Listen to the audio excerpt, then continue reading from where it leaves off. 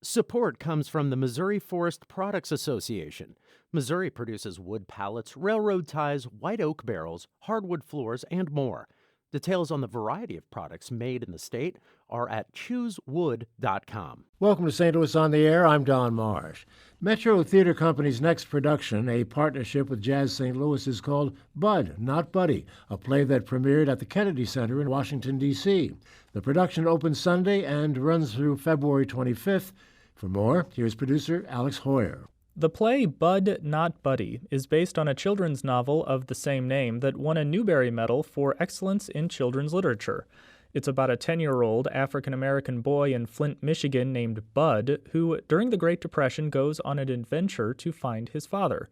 Jazz music figures prominently in this story, and joining me to talk about that and more is Grammy Award-winning trumpeter Terence Blanchard. Welcome to St. Louis on the Air. Hey, man, thanks for having me. Thanks for being here. Now, you composed the score for this play, and I want to get to how you went about doing that in a moment. But in terms of the story, can you fill in the pieces in terms of why jazz music plays prominently in this play? Well, it's just a part of the story. I mean, the guy that he's looking for is a musician, and he's traveling around the country trying to find this traveling musician, and he's a jazz musician. It's a perfect backdrop to the story. It adds a lot of great color and style, I think, to the story. Mm-hmm. And so the person that Bud is trying to find, as I mentioned, is his father, and so his father is a jazz musician. Is that right? That's what he believes, yes. Mm-hmm. Yes, he believes he's a great bass player. So before we get into composing the music for this, what does Bud do as he searches for his father? Well, I don't want to give away the entire story, but, he goes on an adventure. He's living, in a house with these other kids being mistreated, and he feels like it's time for him to go find his family. And in doing so, he has an adventure where he's meeting people along the way. And it's a beautiful story, I think. Christopher Curtis, who wrote the thing, did an amazing job in putting a beautiful story together about a young boy finding himself. So how does jazz music figure into this? You said that it's the backdrop. Yeah, well, it's all part of the story.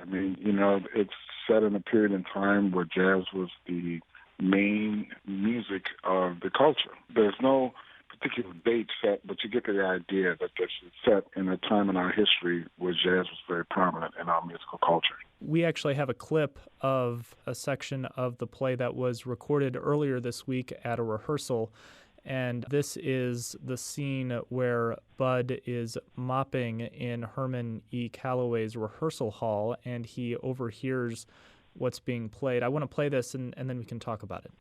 I'm having fun. Pretending to mop is someone at a washing machine, not paying attention to what he's doing, and is getting his whole body wrung out. Ahoy, matey, ahoy! Until I hear someone yell out, 1, 2, 1, 2, 3!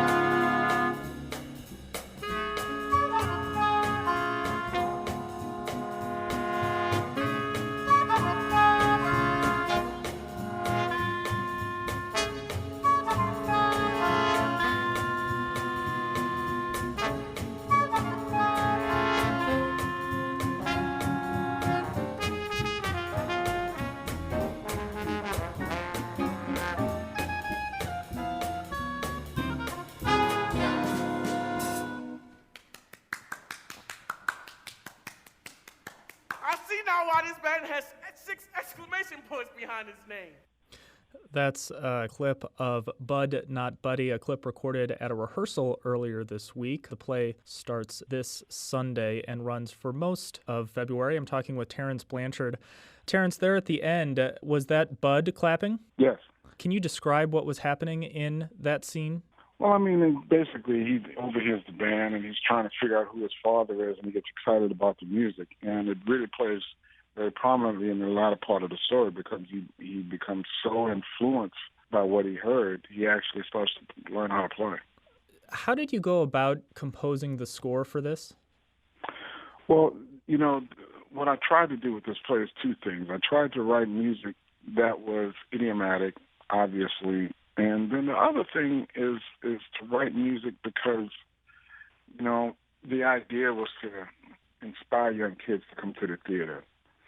So my thinking was not only inspire them, but inspire them to be part of the production. So I wrote it in such a way where it should be really great for high schools to play around the country. And that's what we're trying to highlight or encourage, a lot of high school theater companies to produce this particular play because it's heavy laden in the culture of the jazz world. It'll be great for young kids to play this music to get a sense of the period, and then also the collaborative process of bringing the music together with a theater production could be a great experience for all of those kids that could be involved. Mm-hmm. I want to get to two of the things that you said and something I was going to bring up later, but now's a good time, as there are certainly public performances of Bud Not Buddy, but there are also school performances throughout the entire run of it, and that doesn't always happen with plays. I was intrigued by that, and I was wondering what you hope young people will get out of it. Mainly it's, obviously to be inspired by the story. I mean, one of the things that I love about the play is the imagery that you can create in your own mind just from the performances, of the actors and the story itself. When we first did it in Washington, D.C., man, it was just an amazing thing to watch all of the kids be on the edge of their seats experiencing this play, even though there was no scenery or nobody running around the stage or doing anything like that.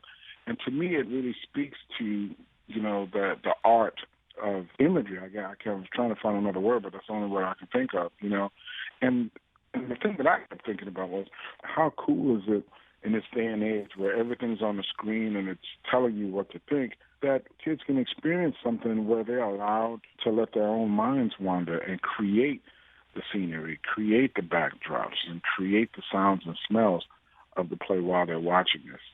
Yeah, I think that's one of the beautiful things about theater and of radio in terms of being able to create a visual image of what you're hearing and not being spoon-fed what the images are supposed to be like you are on TV a lot of times. Well, no, that's the beautiful thing about this. I mean, when we first did it, I was just totally floored watching it in rehearsals. But like I said earlier, I was a little nervous at first because of the climate that we live in, where you are fighting for everyone's attention every day through the phone, through gaming, television, computers.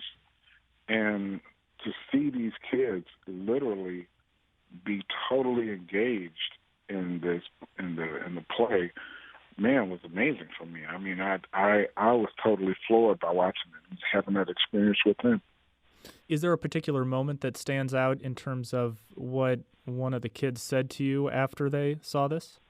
Well, no, I didn't get a chance to speak to any kids, because they brought me up afterwards to take a bow, so I didn't get a chance to talk to a lot of kids after the show. I was backstage.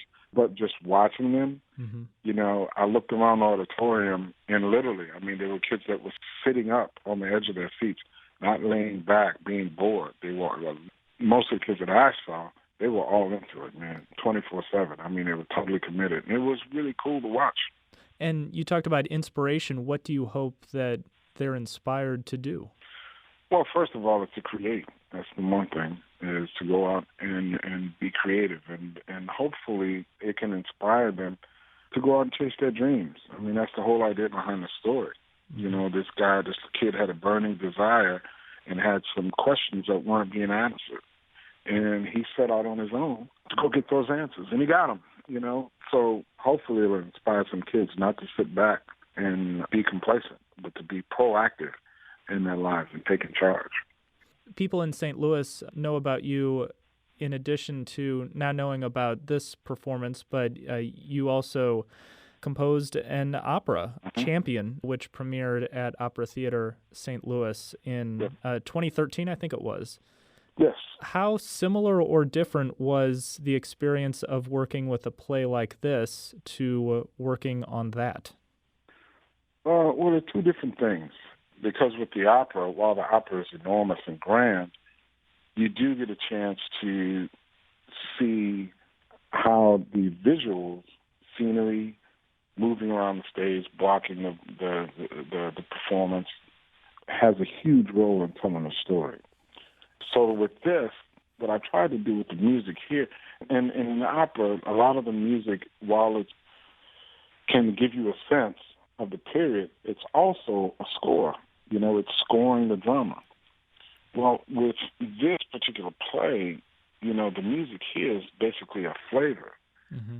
It's another character, actually, you know, because they're referring to the band all of the time. And then you'll hear the band play. And then with the transitional stuff, you know, it's just it's staying in character to help with those transitions. So therein lies the main difference. You know, the music here in the play is its own character in the play. And then with the opera, the music is there, you know, to help score the drama. I mean, obviously you have melodic content with arias and special moments, but for the most part, I'm there supporting with the singers or supporting us. Mm-hmm. Whereas with this play, you know, there are moments where there's this large stretches of moments without music at all. Right. I'm talking with Terence Blanchard. He composed the score for Bud Not Buddy, a production of Metro Theater Company in partnership with Jazz St. Louis that begins this Sunday at the Grandel and runs through much of February. One of the things, Terence, about your artistry that I've always appreciated is that when compared to some other musicians, what you do seems to go, and this is hard to describe, but it goes one step above in that you're not only a jazz musician, you're not only a composer, you're not only into jazz, that you are into these other things, whether it's associated with a play or an opera. And I'm wondering how you think about the way that different aspects of our culture connect with one another. Well, you know, it's so interesting, that question, because I look at all of these things as being part of the whole. They're just different elements of the entire creation. Like if you think of cumin, you think of salt, you think of curry, you think of paprika, you could all put those things into a dish, but they're all spices and they're all different, but they all contribute to the whole. And that's how I look at it. Music to me, whether I'm doing an opera or I have an electric band called the E-Collective, we're getting ready to release our second CD on Blue Note, or, you know, whether I've done, you know, stuff with my jazz band or whether I'm working with a big band. Like for this particular play, it's all story-driven. It's about the story. And one of the things that I've been trying to do all my career is that once you learn the mechanics and the craft of creating music, then the rest of it is storytelling. And of course, you're always going to be growing in terms of learning new things and adding to your craft. But the essential element is to tell stories. And that's where I try to draw similarities from throughout all of those different genres, whether it be jazz, film work, an opera, or play. Mm-hmm.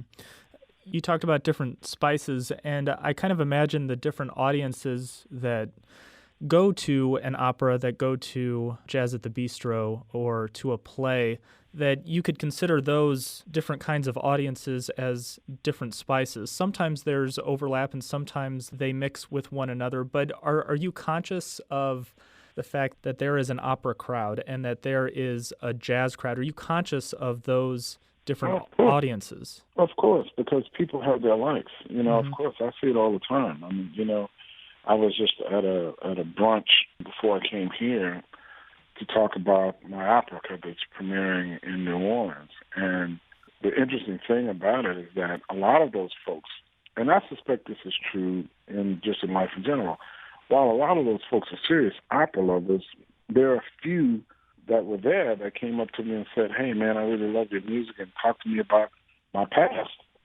So I'm conscious of the fact that, you know, there are people that have different musical tastes, obviously. But the thing that always interests me is the overlap, you know? And I think what we've been seeing in the last couple of decades is that overlap has grown. It's gotten wider. You know, I think before you would have distinct groups of people, and you still do. You know, people who only go to jazz festivals, and people who only go to opera festivals, or people who only go to bluegrass festivals, whatever their interests are. But what I'm starting to see is like what I'm starting to experience with my students and people that are coming to my shows specifically is that there's a serious overlap of people who have very liberal views about art in general and can really see past the obvious and look at those things pretty much the same way that I do. You know, it's a language. Why do you think there is more of an overlap these days? Well, I think, first of all, the world has gotten smaller. I know people always say that, but with the Internet and everything and the access to information, that has helped us a great deal. And then, first and foremost, you have the artists who are doing it themselves. You have more artists now who've been in orchestras who do other things and have other interests, and people are starting to see that. You have jazz musicians who are performing with orchestras and writing for orchestras, you know, and the public starts to see that as well. And, you know, if you have people that are fans of yours, when they see you doing a wide array of things, it kind of helps to open the door for them. Mm-hmm. How do you assess what opportunities you pursue these days? Because I'm sure that you could pursue a lot of different things, but how do you decide what to get involved in? Well, I mean, a lot of it has to do with what the essence of it is. Mm-hmm. You know, you know, what is it trying to convey? You know, there's some things that are on the horizon for me. A piece that I've been commissioned to write about civil rights, and that's something that means a great deal to me. There are people who've come up to me with other projects that just don't fit who I am as a person. You know, I mean, I probably could do it in terms of writing the music, but just in terms of who I am as a person and things that I believe in, sometimes you turn down projects. It doesn't mean that the projects aren't worthwhile or worth doing. It just means that they're just not for me. Mm-hmm. And is it true that you're working on another opera? Yeah, I'm working on the second one right now. It's called Fire Shut Up in My Bones, which is a book by Charles Blow, the New York Times writer. What's that about? It's about his life growing up in Gibson, Louisiana, and the trials and tribulations that he went through, you know, the sexual molestation that he went through, and how it's had an effect on his life as a grown man. One of the things about your upcoming visit to St. Louis is that this Saturday you're performing in a benefit concert, and St. Louis natives Peter Martin and Brian Owens are also part of that. What's that going to be like? I don't know. I'll let you know when I get because I haven't had a chance to talk to Peter yet, but we'll figure something out. I mean, whatever it is, Peter Martin, he's a great musician, so I know it's going to be a lot of fun. Mm-hmm. One thing I like to ask musicians is, what other music are you listening to right now? What music has you excited right now? Man, I've been listening to La Boheme for some reason. You know, I'm working on the second opera, and there's a recording that I have with Pavarotti, and I can't stop listening to it. You know, it's one of my favorite operas. And actually, man, what's also funny, I know it's going to sound weird, but there's this guy who's a synthesist. His name is Robert Lowe. I've been checking out his work, too, online. He's been doing some interesting things with electronic music. Mm-hmm. Well, Terence Blanchard, it's been a pleasure to talk with you, and we're looking forward to Bud Not Buddy, as well as the benefit concert on Saturday that I mentioned, and we're looking forward to your new opera, and I'm sure the many other projects that you'll do down the road. Thank you so much for spending some time with me. Thank you, man. I appreciate it. That's Grammy Award-winning jazz trumpeter Terence Blanchard talking with producer Alex Heuer. Blanchard composed the score for Bud, Not Buddy, Metro Theater Company's next offering, produced in partnership with Jazz St. Louis. The production opens Sunday and runs through February 25th. The play opens Sunday and runs through the 25th with Friday, Saturday, and Sunday performances at the Grandel Theater. Blanchard will also be featured this Saturday in a benefit concert for Metro Theater, along with St. Louis musicians Peter Martin and Brian Owens. You can find more information at stlpublicradio.org/STL on air.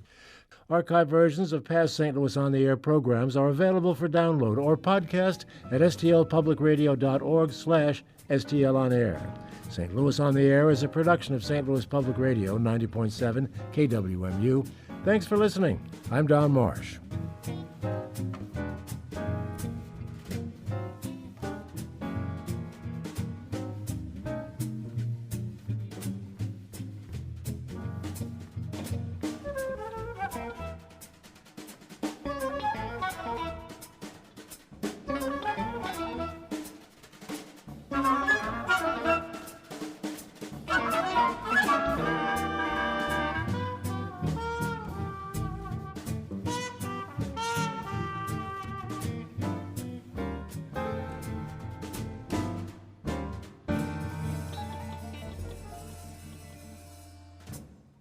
Support comes from the Missouri Forest Products Association, providing more than 41,000 jobs in the production of wood pallets, railroad ties, white oak barrels, hardwood floors, and more.